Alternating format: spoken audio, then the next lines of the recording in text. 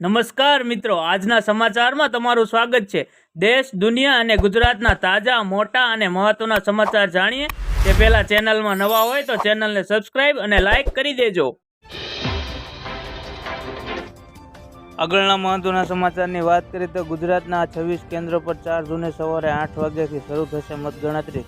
ગાંધીનગર 28 મે 2024 લોકસભા ચૂંટણી 2024 તથા ગુજરાત વિધાનસભા પેટા ચૂંટણીઓની મતગણતરી સંદર્ભે મુખ્ય ચૂંટણી અધિકારી પી ભારતીની અધ્યક્ષતામાં વિડીયો કોન્ફરન્સ માધ્યમથી બેઠક યોજાઈ હતી। આ બેઠકમાં સ્ટેટ પોલીસ નોડલ ઓફિસર અને તમામ જિલ્લાના ચૂંટણી અધિકારીઓ સાથે રાજ્યના 26 મતગણતરી કેન્દ્રો પર તારીખ 4 જૂન 2024ના રોજ યોજાનારી મતગણતરી માટેની વ્યવસ્થા અંગે સમીક્ષા કરવામાં આવી હતી।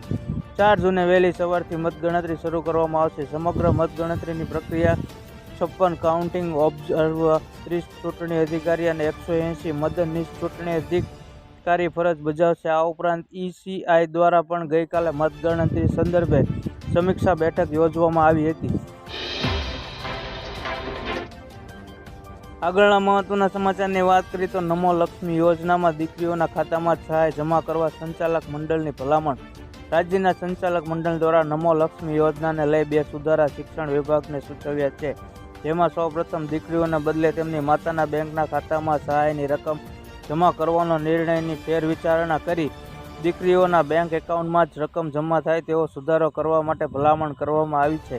આ ઉપરાંત ખાનગી પ્રાથમિક સ્કૂલમાં અભ્યાસ કરીને ધોરણ 9માં આવેલી દીકરીઓને પણ આ યોજનાનો લાભ આપવામાં આવે તેવી પણ માંગણી કરવામાં આવી છે। આ અંગે સંચાલક મંડળ દ્વારા રાજ્યના શિક્ષણ સચિવને પત્ર લખીને રજૂઆત કરી હોવાનું જાણવા મળેલ છે। આગળના મહત્વના સમાચારની વાત કરીએ તો ગુજરાત સહિત દેશના અનેક ભાગોમાં ગરમી હાહાકાર મચાવી રહી છે અને ઠેક ઠેકાણે પારો 49 ડિગ્રી સેલ્સિયસ પર જતો રહ્યો છે। ખાસ કરીને ઉત્તર ભારતના અનેક રાજ્યોમાં હાલત ખરાબ છે। બીજી બાજુ રેમલ વાવાઝોડાના કારણે પૂર્વોત્તર બંગાળના અનેક વિસ્તારોમાં કહેર મચ્યો છે, પરંતુ આ બધા વચ્ચે હવે હવામાન વિભાગે આ રાજ્યને 5 દિવસ સાવધાન રહેવાની સલાહ આપી છે। આ ઉપરાંત ગુજરાત માટે પણ એક ચોંકાવનારા સમાચાર આવ્યા છે। હવે અહીં આવી રહ્યું છે મહા તોફાન, 140ની સ્પીડથી પવન ફૂંકાશે। ગુજરાત નજીક અરબ સાગરમાં પણ સર્જાયું ડીપ સ્ટ્રીપ પ્રેશર ગ્રેડિયન્ટ। આગળના મહત્વના સમાચારની વાત કરીએ તો મુંબઈ અમદાવાદ લાઇન પર જનારી ટ્રેનો 1 થી 4 કલાક મોડી ઉપડશે। કેટલીક તો આંશિક રીતે રદ કરાય, જાણો કારણ। મુંબઈના પાલઘરમાં માલગાડા પાટા ઉપરથી ઉતરતા મુસાફરોને હાલાકી ભોગવવાનો વારો આવ્યો છે।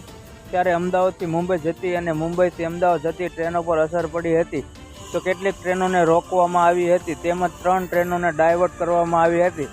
ટ્રેન 1 થી 4 કલાક મોડી ઉપડી હતી। મુંબઈના પાલઘર પાસે માલગાડા પાટા ઉપરથી ઉતરી જતા ટ્રેન વ્યવહારને અસર પહોંચવા પામી હતી। આગળના મહત્વના સમાચારની વાત કરીએ જીરા બજારના ભાવની વાત કરીએ તો રાજકોટ માર્કેટિંગ યાર્ડમાં જીરું બજારના ભાવ 4,450 થી 5,547 સુધી બોલાયા હતા, જ્યારે ગોંડલ માર્કેટિંગ યાર્ડમાં જીરાના ભાવ ₹3600 થી 5651 સુધી બોલાયા હતા। તેમજ જેતપુરના માર્કેટિંગ યાર્ડમાં જીરાના ભાવ 4550 થી 5400 સુધી બોલાયા હતા।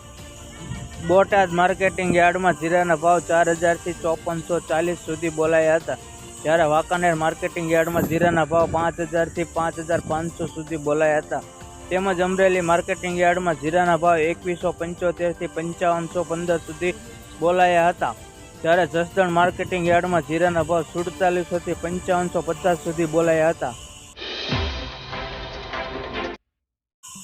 આગળના મહત્વના સમાચારની વાત કરીએ તો T20 વર્લ્ડ કપને લઈ ક્રિકેટ રશિયાનો રોમાંચ વધી રહ્યો છે। આ મેગા ટુર્નામેન્ટને લઈને તમામ દિગ્ગજ પોતાની ભવિષ્યવાણી કરી રહ્યા છે। તે દરમિયાન વેસ્ટ ઇન્ડિઝના ભૂતપૂર્વ કેપ્ટન સેમીફાઇનલમાં પહોંચનાર 4 ટીમનો નામ જાહેર કર્યા છે। તેમના અનુસાર આ વખતે પાકિસ્તાનની ટીમ જલ્દી બહાર થઈ જશે, જ્યારે T20 રેન્કિંગમાં 10મા નંબરની ટીમ સેમીફાઇનલમાં જગ્યા બનાવવામાં સફળ થશે। અમેરિકા અને વેસ્ટ ઇન્ડિઝ ક્રિકેટ બોર્ડની યજમાનીમાં આ વખતે ICC T20 વર્લ્ડ કપ રમાનાર છે। તે ટુર્નામેન્ટનું આયોજન 1 થી 29 જૂન વચ્ચે કરવામાં આવેલું છે। ઇંગ્લેન્ડની ટીમ હાલ જ ચેમ્પિયન છે અને દિગ્ગજનું માનવું છે કે ઇંગ્લિશ ટીમ આ વખતે સેમીફાઇનલમાં પહોંચવાની દાવેદાર છે।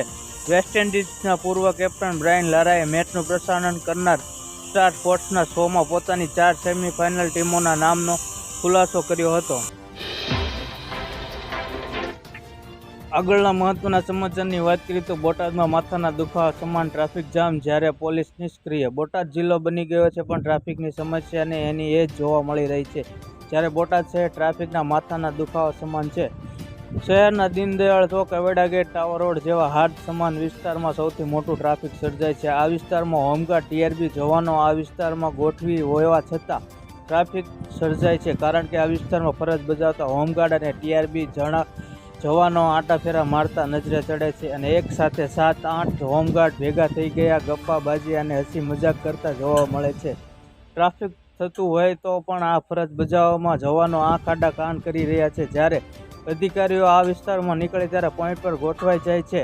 ટ્રાફિક બાબતે પોલીસે યોગ્ય કાર્યવાહી કરવા આવે તેવી લોકોની માંગ ઉઠવા પામી છે.